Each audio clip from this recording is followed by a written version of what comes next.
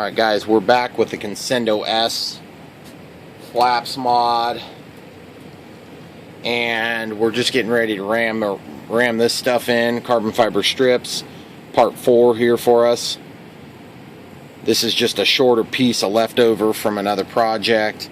So what we're going to do is we're going to get this ram jammed in there, and we've already got the hole cut. Now we're just basically chasing our piece down to open up that hole a little bit, and then we're just going to get a little fit in there. So let's watch the wiggle before. Looks like a dolphin fin, and then we're going to watch the wiggle after. And this is with no glue, guys. This will just be just a dry fit to see how much of an impact this has. My hope is we don't have to do it on both sides, because that's going to add a lot more weight than I would really like to add. In fact, it's not wanting to go in worth a crap on this end, so I'm going to go ahead and push it in a little better. Okay, so there we go. Now it's in. Okay, so we're just going to get that in there. Just like that. Just going to dry fit it and see how it goes. Now this ain't going to do that much for our vertical axis, because this is a strip of carbon fiber as opposed to a rod. Okay, so basically on this I want to take and use my knife backward to get this to pull out here a little bit. Okay. Oh man, that made a huge difference. And it's not even glued in yet, guys. It still made a big difference. Guys, I'm just calling it. It's good. What I'm going to do is I'm going to go ahead and pull that out, and I'm going to cover it up in some glue.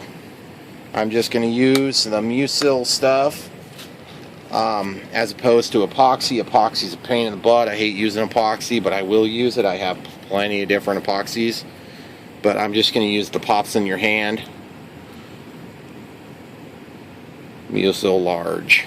This is a Hobby King product. You can buy this for, oh, I don't know, $5 or something. It's a very good value for what you get. Just like any other glue, you got to be a little bit careful with it, because it's pretty darn sticky. I mean, I'm not real worried about getting a little bit on my fingers here and there, but you still want to overdo it, because it gets to being real tricky to get this stuff off. You can use kicker to get it off, which is kind of funny. Use one glue to take another glue off, right? Or one accelerator. I guess it's still not technically glue. Okay, so just get those little stringies off, and then I'm just going to spread this. And just so you know, this stuff kind of activates when it gets in contact with air, as you know, which is not uncommon for glue. But this stuff will get extremely sticky upon itself. And so what you want to do is you almost want to take and spread it all over every surface here. And then you want to basically get it in there, because it's going to fight you going in now. So you want to just don't dick around and get it in there right away. And you can see what I'm doing here. I'm just kind of riding that seam, just getting it in there. And yes, I do have glue all over my fingers and my hands. And it's possible I could get glued to the plane, which would be hilarious for the video, but not so much good for the plane, so I'm not going to do it. Okay, so now you see that stuff? It's like a spider web. But if you don't want to see that stuff, you're going to have to get it off of there now. Of course, it's right on top of the Conscendo label. Why would it be in a white spot that isn't going to show anything? Can you see how much my fingers are getting stuck together? It's crazy strong once you get it activated. So you better get this thing in there, Brian. Get it in there a little quicker than what you're doing would be a good idea. One trick, if you run into a situation where it's fighting you a little bit like it is with me right now, is you can use a flat screwdriver to push that carbon fiber rod in, and that'll get you seated in there a little better. Just don't slip and like rip a hole in your plane, because that's always embarrassing. Okay, cool. So we've got that more or less stuck in there. Now, I've got all this crap all over my hands, and I'm going to teach you how to clean this stuff off your hands, because you're going to probably get it on your hands. And we can also get it off the plane, incidentally, on the surface if you do it quick enough. So you can't even let go of the bottle lid. Get your CA kicker. Give a liberal amount on the cloth. Wipe your fingers. You'll notice immediately the stuff has stopped sticking, and just wipe it off. But then you get the dry parts of the paper towel on there, and she'll want to stick again. So you can just work it into a big giant booger. But it comes off. It's not sticking like it did before. See, it'll allow you to get into these weird booger balls, like when you're a kid playing with rubber cement. If you're a young kid, you won't understand what I just said, but anyway. Alright, so now you can take this little goober, throw it in the garbage can, forget it ever happened, and probably going to need to get a little bit on my fingers. Okay, so got a little bit more on my fingers, and now I'm just going to take this little rag and I'm just going to wipe it up and down the length of this, and that's going to help clean off the residue on the exterior only. You don't want to get it in the seam. You actually want that stuff to stick. You just wipe it off, and that's all you got to do, guys. I mean, it's still a lot easier than epoxy, but the difference is epoxy will take, you know, between 5 and 30 minutes or 4 hours or 8 hours or whatever type of epoxy you end up buying. And you can see, guys, that is like night and day different. I mean, it's got a little bit of movement to it, but let's be honest, this is a foam plane. It's going to always have a little bit of movement to it. And no matter how much you and I want it to be rigid, that's probably about as good as she gets. Unless we do a second rod on the other side, and then she'll be really sturdy. But I just don't think it needs it. I just think we're not going to necessarily add anything. We're just going to run the risk of really weakening the structure a lot without a guarantee of success. So if you're damned if you do and damned if you don't, don't. It'll cost you less that way at least. Alright, cool. So, pops in your hand. Thank you very much. Worked good. I know what some of you are thinking about my commentary. Alright, so now the next step we're going to have is we got to decide if we're going to do one on the vertical axis, because the vertical axis just isn't near as bad. I mean, honestly, I've seen a video where a guy does horizontal and vertical axis, and he did a really, really nice job. Way nicer than mine. So kudos to that guy. And he also did a lot longer before I did mine. So again, kudos to that guy, but he didn't put flaps on his. Now, my thought is, now that I got reinforcement on this end down here, my only thought was, if we are going to do a boom reinforcement, maybe the next option would be go all the way down the length on the other side if you were going to do a boom reinforcement and really be serious about it. But the other thought I had was, forget that, that's a lot of work.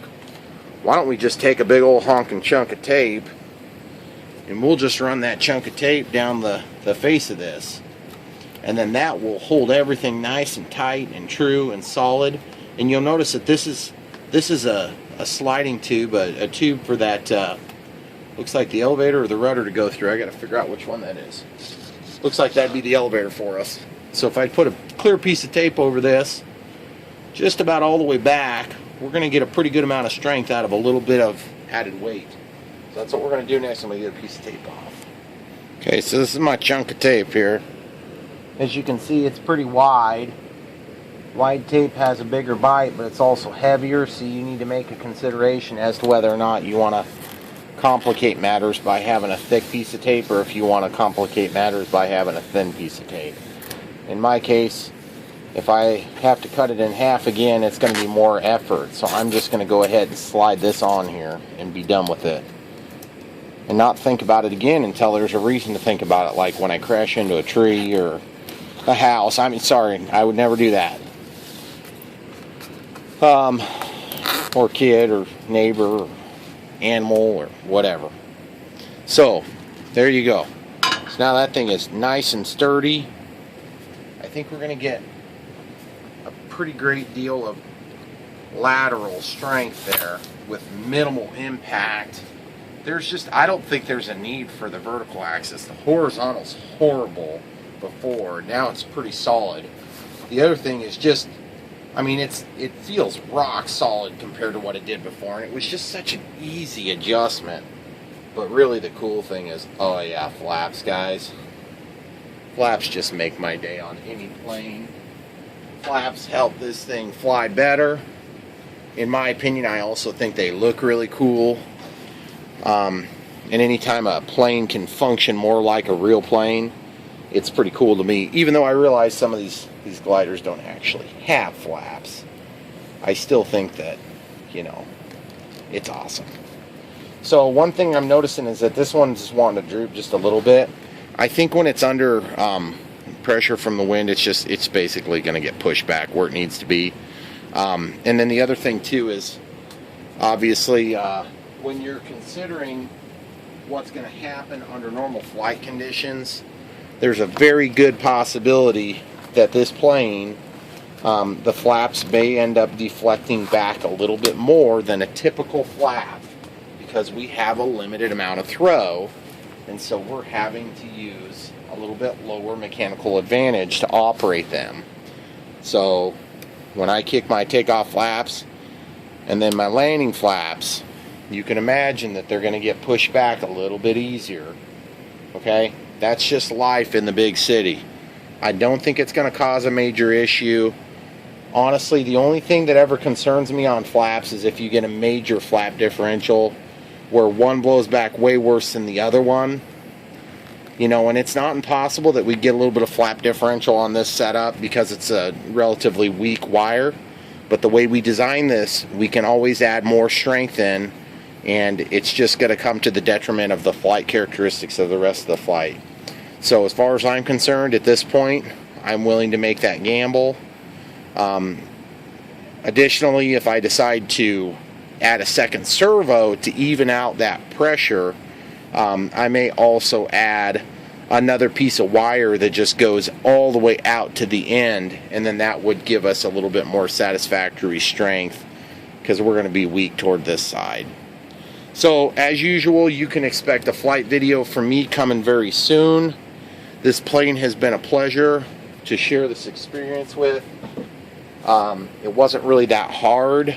It did take a little bit of time, and for your patience and endurance and enjoying this video, I thank you very much. As usual, signing off.